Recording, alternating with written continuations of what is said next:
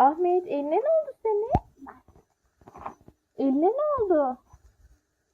Ahmet eline ne oldu? Ay Bu Ahmet eline eline ne ne oldu? yapıştırdılar sen bunu? Bak. Bant mı? Neden yapıştırdılar bantı? Öksürüyor mu kızım? Ahmet niye bant yapıştırdılar sana? Niye? Arkadaşlar. Yaparken ben bıraktım. Evet Ahmet Bak bunu omzunu sıcak aldı. şeye koyun. Ne Patlatıyor. güzel maşallah. Ahmet önce kornetini bitirdi. İçinden ne çıktı göster ama. Ne çıktı kornetin içinden? Ben bunu Helal. bu neydi? Her şeyini yedi. Bu ne? İçinden dinozorlu bir şey çıktı. Helal. Yedim. O yenmiyordu, onu yemedin. Bakayım. Ağzında değil. Sakladın mı? Bu kutunun içine mi attın? Bakayım. Aa, buradan çıktı Ahmet. Böyle dinozorlu kart çıktı sana. Bak bak hala kutunun içine atıyor onu.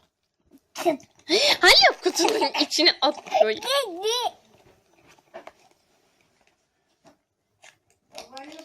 Ben seni yerim. Yerim.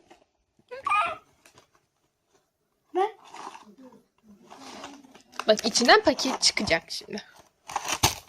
Paket. Açayım mı? Açtım. Hem de patlatarak açtım. Duydun mu sesi Ahmet? Ahmet sesi duydun mu?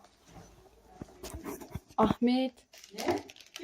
Ahmet. Pat diye sesi duydun mu?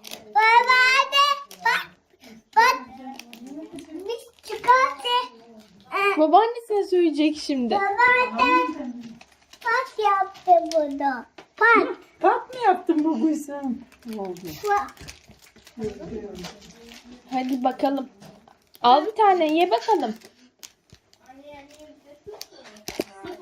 Aç. Açtım işte böyle içinden al şimdi. Bir tane de bana ver. Bana? Bana yok mu? Bu orkideydi. Şimdi güzel. Teşekkür ederim. Bana ne çıkmış bu Ahmet ne böyle? Işık istiyor. Hepsi ışık. O güneş de istiyor. Bu kutunun içinden de bir oyun çıkıyor Ahmet.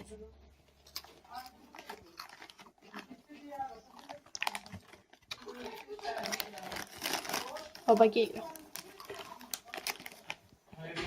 Şişe çıktı. Hadi hazırlan da seni bırakayım. Hadi hadi akşam saati. Nasılmış bu oyun Ahmet? Evet oyna bakalım. Oh, yedin ama sen. Gidiyorum babaanne. Babaanne gidiyor. Babaannesi. Bak ne diyor?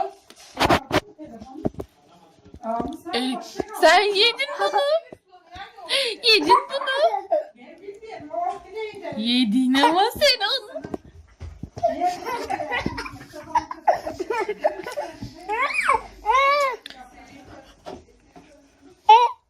Hey.